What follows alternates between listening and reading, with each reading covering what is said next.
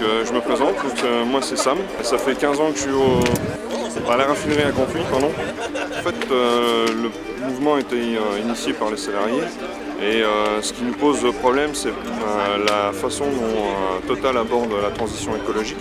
C'est pas réellement écologique, c'est plus un gain derrière qu'il va y avoir et au détriment des emplois. Le projet, c'est de fermer la raffinerie de Grandpuits en mars 2021.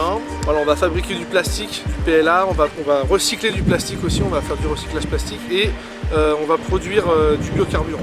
Les grévistes autorisent seulement les travaux sécurité environnement et tous les autres dits travaux, notamment sur le grand arrêt, sont refusés. Ça c'est acté. Merci. Bon, effectivement, là-dessus on ne critique pas ce volet-là. Nous ce qu'on critique c'est le fait d'arrêter prématurément la raffinerie. Et donc ce qui veut dire que finalement arrêter la raffinerie de Grandpuits aujourd'hui c'est importer des produits issus de pays étrangers. Et finalement là où les normes sociales et environnementales sont plus faibles.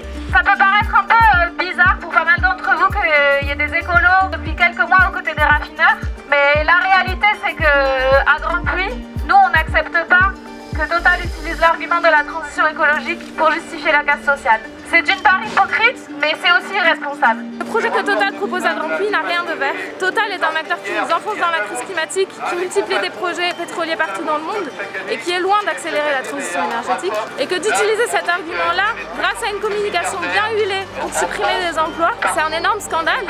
Total a les moyens de maintenir ses emplois, c'est un groupe qui a versé 7 milliards de dividendes à ses actionnaires.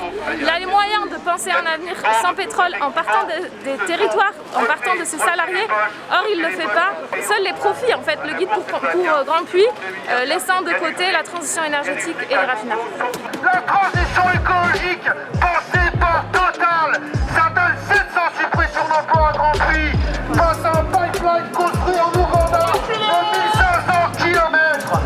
Voilà ce que c'est que la transition écologique au mode Total.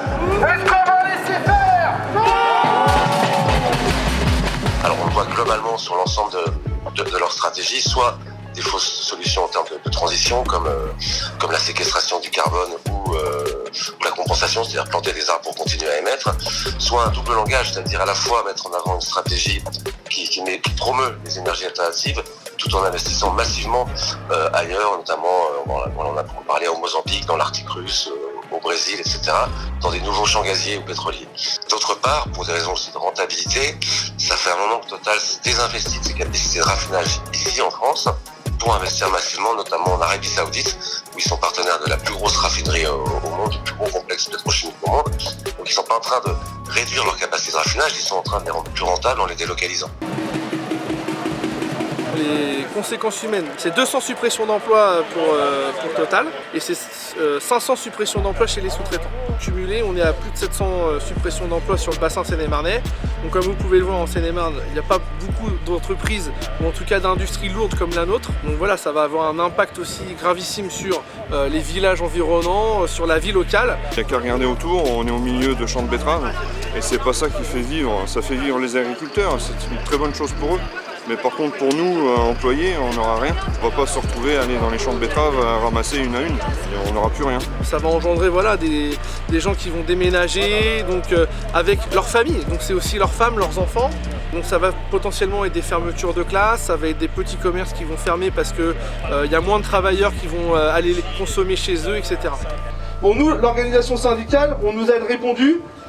Ils seront sur site, il n'y a pas de problème, les gens qui voudront pas bouger resteront sur site. Très bien. On leur a posé une autre question qui est quand même fondamentale, c'est quel travail on va leur donner à ces gens-là.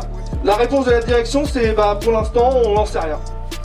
Bon, en gros ça va se traduire comment? Ça va se traduire les gens qui n'ont pas de place à l'organigramme, ils n'auront pas de travail les gars, ils seront mis au placard. Et ça en termes de risques psychosociaux, on sait comment ça va se terminer les camarades. Les gens ils vont tenir 6 mois, 1 an, et après ils vont partir en dépression, voilà. Ils vont craquer, ils vont démissionner, c'est ça que cherche la direction. On trouve super intéressant avec Grandpuits, c'est que d'une certaine manière on a un potentiel d'expérimenter quelque chose, de se dire voilà comment on peut convertir un outil industriel dans le cadre de la sortie du pétrole et que cet outil industriel contribue d'une certaine manière fortement à cette transition. Et donc c'est dans cette perspective-là qu'il faut réfléchir. en partant aussi du constat que les énergies renouvelables et que l'industrie de la transition, elle est créatrice d'emplois.